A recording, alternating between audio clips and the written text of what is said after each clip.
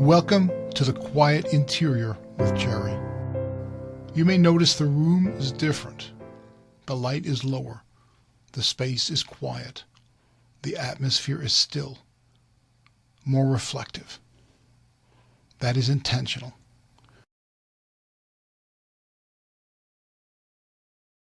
This is not simply a new setting for this episode, nor a change in direction for this series, but rather a reflection of the podcast's atmosphere going forward. It is what this podcast has been about from the beginning, stepping out of the noise, slowing down, and returning to a quiet place where truth, reason, conscience, and God can be heard. As we move deeper into objective truth, conscience, silence, sound reason, discernment, and the interior life, the room itself needed to become quiet, an invitation to reflect, and into the quiet interior. There is nothing here designed to entertain you, provoke you, or pull you into the noise of opinion-driven rage and political spin. This matters because some truths cannot be heard in the noise. Some truths need quiet space to breathe, to be made manifest. Some truths call to the soul to stop performing long enough to recognize what it already knows. Over the last few weeks, more people have been finding this work and, more importantly, staying with it. That tells me people are tired of being constantly overstimulated, overwhelmed, and distracted while feeling unfulfilled. Tired of being informed. Tired of the anger, the commentary, the emotional manipulation, the endless opinions, and the exhaustion from constant pressure to react. This podcast is not built for that. This is a place to slow down, to find silence, to learn how to think, not what to think, to discern, to live in truth, to sit in silence long enough to hear your own thoughts. You may be a person of faith, a person without faith, someone searching and wounded, someone confused, someone skeptical, or someone who knows that the answer is not more noise, information, and opinion-driven rage, but clarity with a sense of purpose, to live with conviction, at peace. You do not have to share my worldview to be here, but you do need honesty, because truth does not cooperate with self-deception. In this series, I talk about something that modern culture does not tolerate or reward. Knowing how to think, not what to think. The objective truth, self-awareness, authenticity, submitting to the authority of sound reason, and knowing your why. Looking through a secular lens and a Catholic Christian lens, because both matter. Two lenses, different vocabulary, same pursuit. Truth. Today, I want to talk about why clarity is not enough.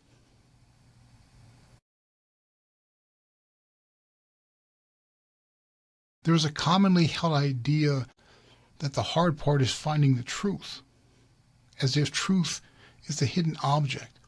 If I search long enough, I will find it. If I finally get clarity, everything will change.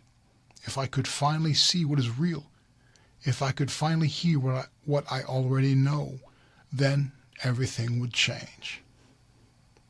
The hardest part is not hearing the truth. The hardest part is what happens next. Clarity is not the end. Clarity is the beginning.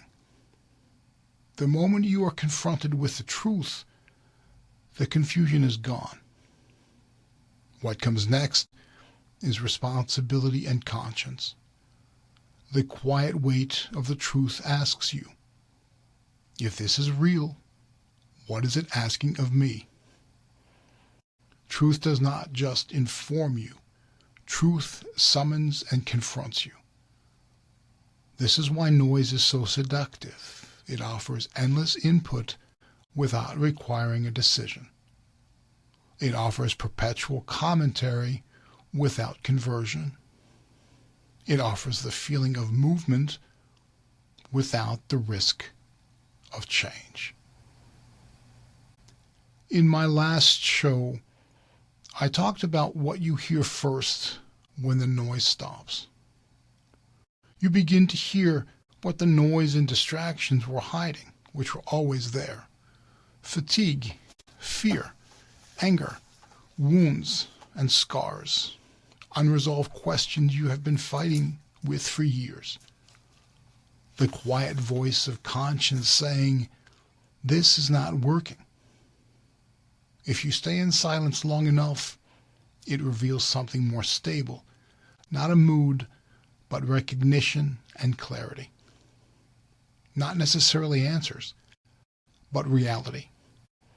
A simple, steady sentence that comes without drama. This is true.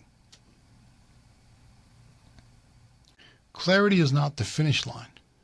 Clarity is not a trophy. Clarity is the beginning of accountability.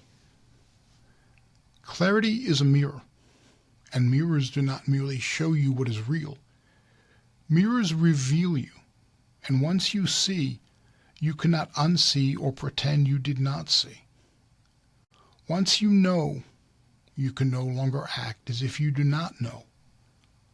This is why silence is feared and avoided, not because silence is empty, but because silence is honesty and truth. This is why the noise is so seductive and addictive. Modern culture suffers from instant gratification. The mind is desensitized and in a constant state of distraction, confusion, and exhaustion. This reinforces constant delay. Silence does not allow delays to feel innocent.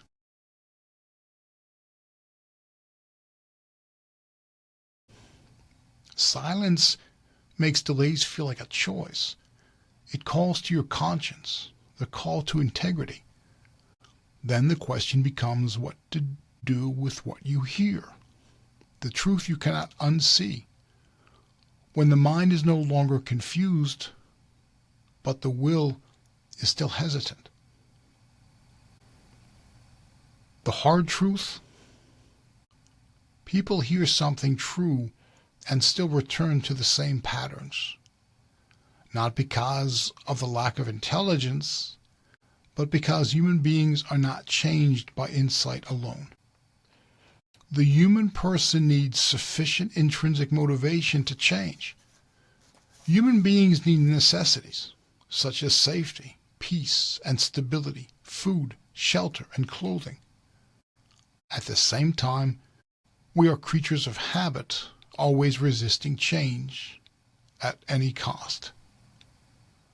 Habits and routines produce long-term positive and/or negative effects, which become embedded in our lives so deeply that even destructive habits are easier and safer than to change. I took part in a group discussion several years ago with some friends about life and lifestyles. One girl said, "After you get used to the pain of sitting on a thumbtack, pain is all you know. It becomes normal. It is easier than changing how you live." I once read an article about what causes the most stress for people. Relocation and starting a new job were the top two, followed by changes within the core family unit. Change is difficult. It forces you out of your comfort zone, your normal routine. When change happens, your normal changes.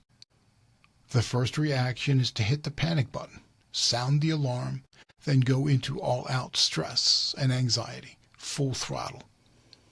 When you come face to face with clarity, honesty, and truth, the first reaction is fear and anxiety, trying to understand and process, which is followed by the question, what do I do now?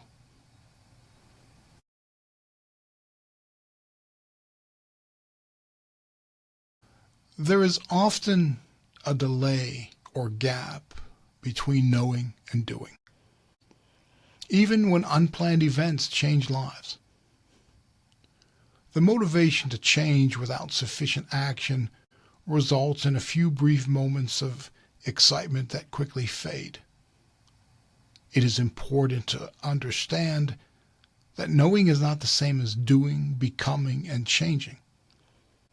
You can recognize the truth and still resist it.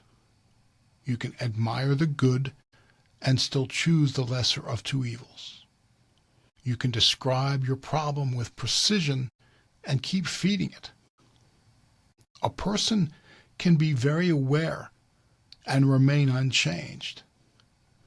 You can know that scrolling is harming you and still scroll. You can know that your anger is corrosive and still feed it. You can know that you are avoiding something important and still avoid it. The mind can recognize truth in one moment, but the body returns to habit in the next.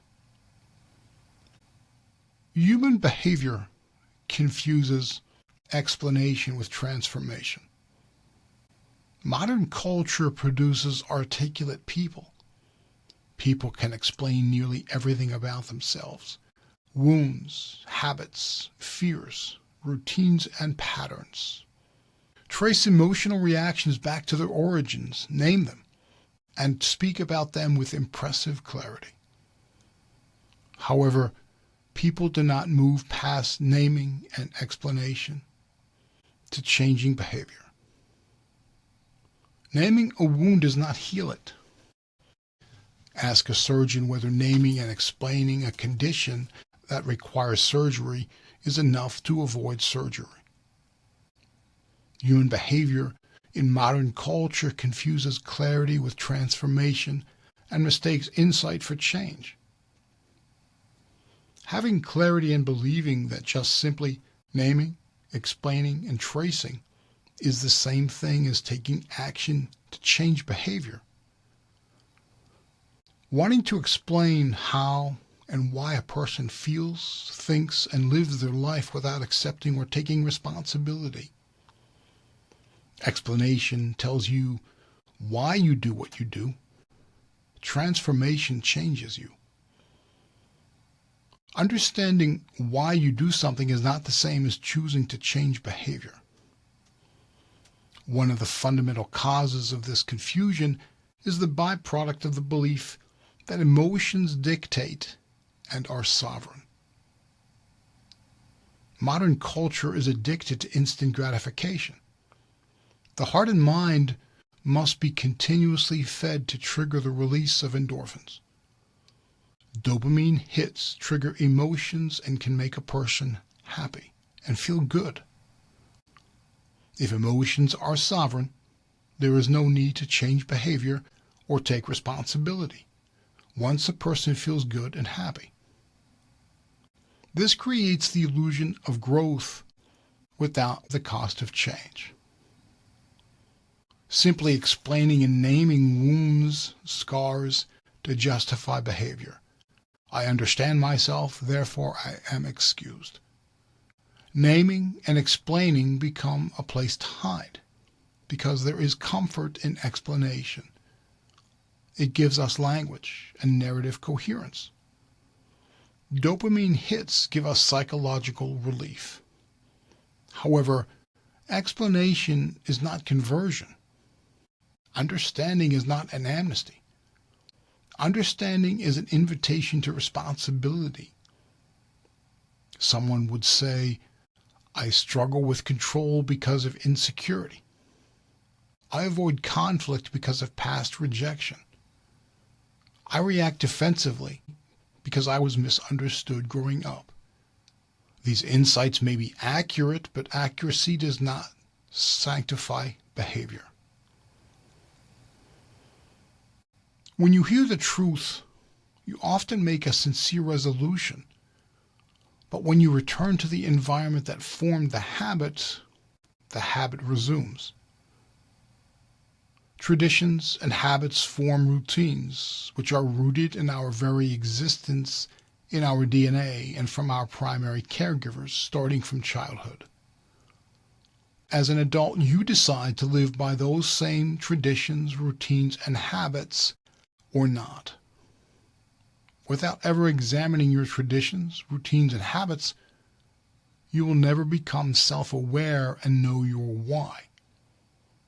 Your life will not meet your expectations. You will question why your life does not turn out the way you expect. This creates internal, critical self-talk and discouragement. You keep making the same mistakes.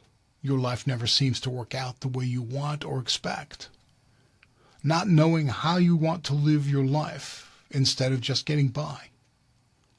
You have high expectations and goals, but cannot and do not change how you live.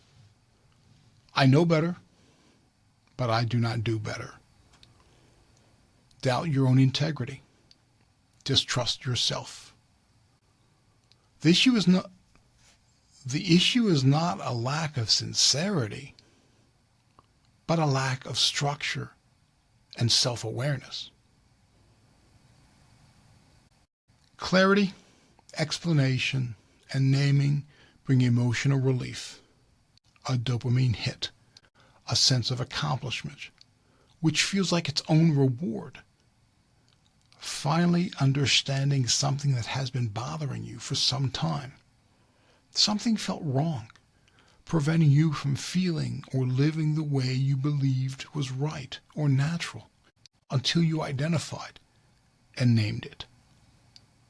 You feel good and happy because you see the problem. You feel lighter because you named it. But then you stop at clarity, explaining, and naming. Because modern culture deems feelings and emotions as sovereign, here is where the confusion has become the foundational problem. Naming is only the first step. Clarity without action becomes a new kind of comfort, the comfort of being aware without changing behavior. When the intellect sees truth, the will asks the other question: what will this require of me?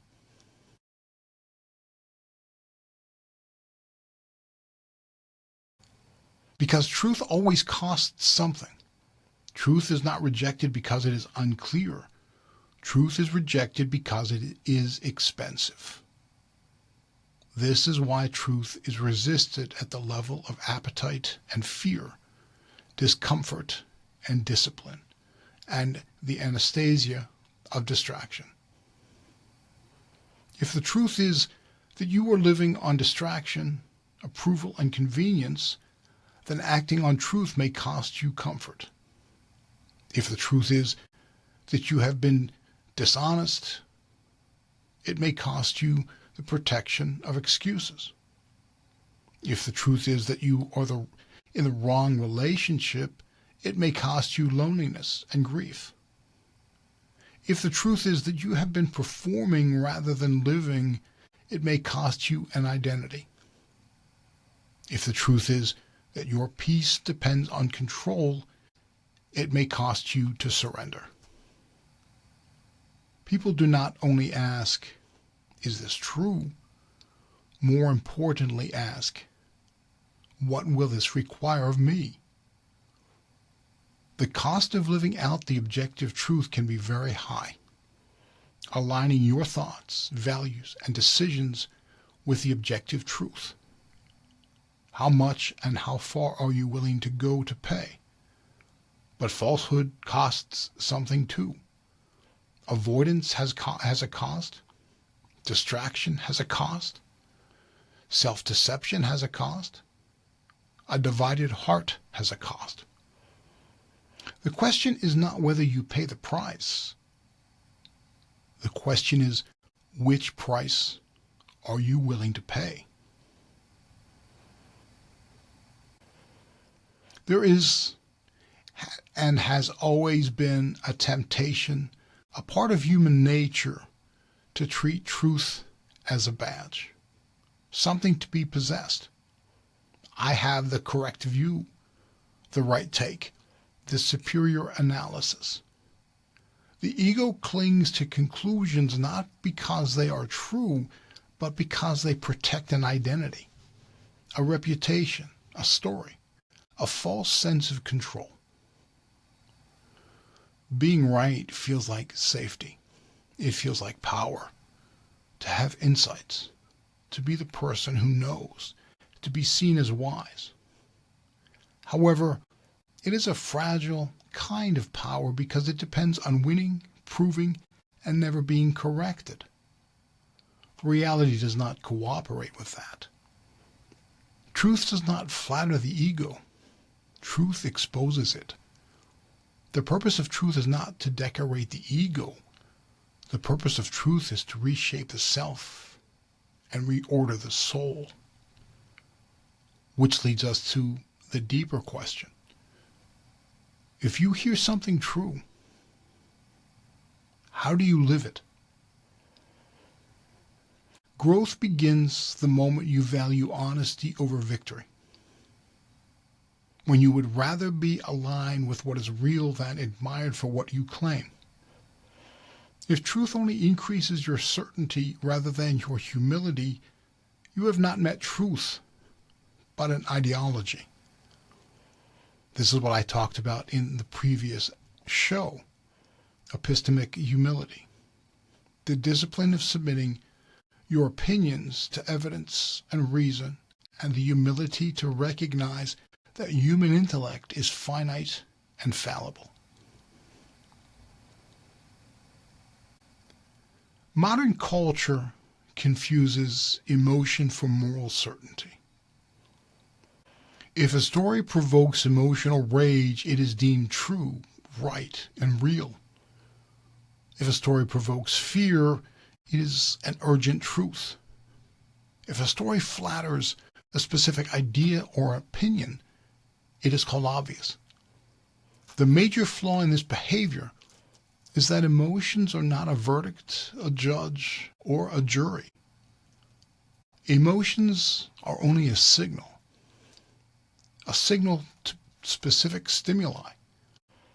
The signal does nothing more than indicate what the stimulus is, not what is real, right, or true, or dictates the appropriate and just response, what you ought to do.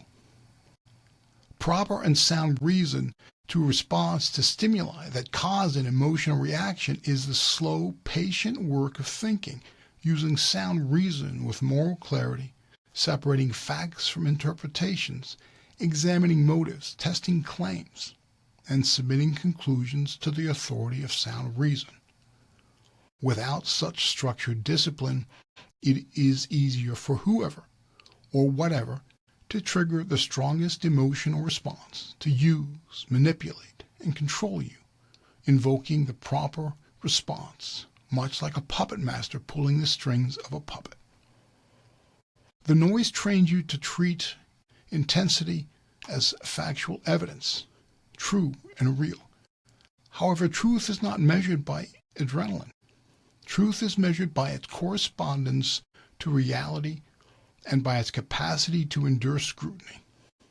This is where submitting to the authority of sound reason matters. Truth is not what I feel strongly about.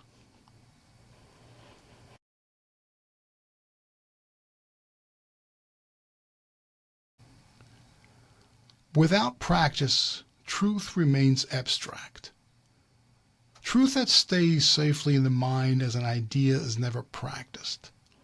Ideas that exist only in the mind are easy to praise because they require little to no commitment or call to action.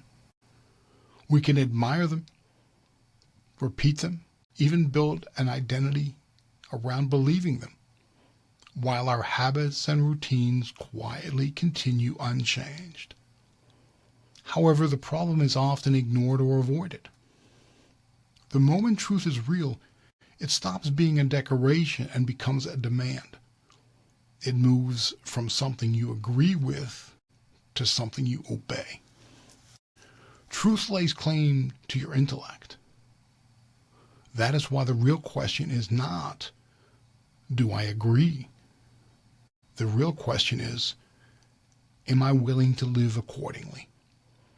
Truth is not proven by admiration. Truth is proven by the next choice you make when it costs you something. So tonight, in this quiet room, with the light low and the noise kept outside, I want to leave you with one question, not 10. One. What truth have you heard that you have not yet lived? Do not rush past it. Do not explain it away. Do not turn it into a theory. Do not hide behind the analysis. Let the sentence come. I am using noise to avoid my life. I am reacting instead of thinking. I am performing instead of living. I need to forgive, and I do not want to. I am not living in accordance with what I claim to value. I am letting fear make decisions for me. I am calling comfort peace. I am calling avoidance patience. I am calling distraction rest. Let the sentence come. Write it down. Sit with it. Do not dramatize it. Do not argue with it or rationalize it. But do not lie to yourself either. Remind yourself as you ask yourself one question. Clarity is not the finish line. It is the beginning. In my next episode, we will take the next step. What do you do with what you hear? How do you take truth from the mind into the will, from insight into action, from agreement into obedience, from clarity into life? Thank you for joining me for The Quiet Interior with Jerry.